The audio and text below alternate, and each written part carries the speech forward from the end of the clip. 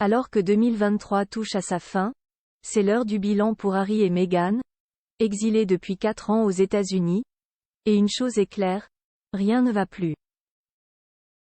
2024 sera une année charnière pour le couple, qui n'a pas d'autre choix que de redorer son image auprès des Américains. L'année qui vient de s'écouler a été sombre pour le couple Sussex, et malheureusement, 2024 ne semble pas débuter sous les meilleurs auspices. Dans une interview exclusive, Michael Cole, ancien correspondant royal de la BBC, a déclaré « Les Américains se sont lassés d'eux parce qu'ils n'apportent que de la négativité à tout ce qu'ils touchent. » Au cours de l'année écoulée, ils n'ont fait que s'aliéner le public américain et les puissantes entreprises médiatiques qui les emploient, tout en creusant un fossé encore plus grand entre eux et la famille royale. Les commentaires de ce dernier font suite à de récents sondages des opinions qui montrent que le prince William et la princesse Kate sont de loin les plus populaires des deux côtés de l'Atlantique. Ces observations surviennent également après que Harry et Meghan ont été désignés par le Hollywood Reporter comme les plus grands perdants des Hollywood en 2023. Ce titre cinglant leur a été attribué après que cette référence de l'industrie du divertissement les a sévèrement critiqués pour leur série documentaire Netflix et les mémoires de Harry, qualifiés de pleurnichards.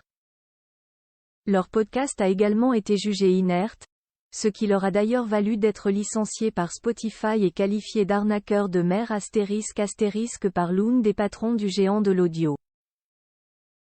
2024, l'année de tous les défis. Mark Borkowski, gourou des relations publiques et spécialiste de la gestion de crise, a exprimé son point de vue en déclarant « Je pense que 2024 sera une année cruciale pour les Sussex, soit parce qu'ils prendront des mesures pour redorer leur image, soit parce que ce sera la fin de leur marque.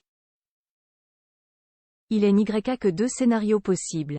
Ils ne peuvent pas rester dans la situation actuelle, il est évident que cela ne fonctionne pas. » Ironiquement, l'année qui vient de s'écouler avait pourtant commencé par une ruée vers l'or pour le duc et la duchesse de Sussex.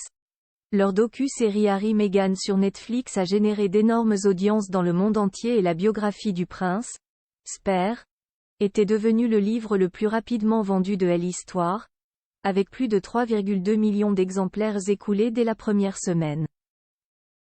Mais, parallèlement, ils se sont heurtés à un mur en mai, lors qu'ils ont prétendu avoir été pourchassés dans les rues de New York par des paparazzis, dans une course-poursuite dangereuse rappelant celle qui avait conduit à la mort de la mère de Harry, la princesse Diana. La police de New York a démenti l'existence d'un tel incident, soulignant que, même la nuit, les rues de Manhattan sont largement encombrées. Les gens ont l'impression qu'ils ne sont pas dignes de confiance et qu'ils sont mélodramatiques, a déclaré Mitchell Jackson, un publicitaire américain spécialisé dans les célébrités. On ne peut pas être imbu de sa personne et durer longtemps en Amérique. Meghan et Harry à Hollywood, ça passe ou ça casse. La bulle a réellement éclaté quelques semaines plus tard, en juin, lorsqu'à la suite de leur licenciement par Spotify, Jeremy Zimmer, le directeur général de United Talent Agency, a déclaré publiquement « Il s'avère que Meghan Markle n'était pas un grand talent audio. Ni nécessairement un talent, tout court.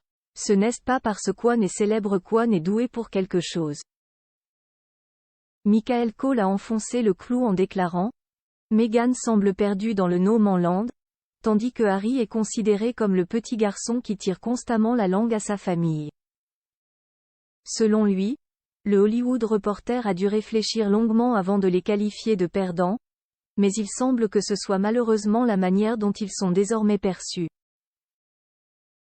Ils pourraient se retrouver complètement exclus des Hollywood. Autour de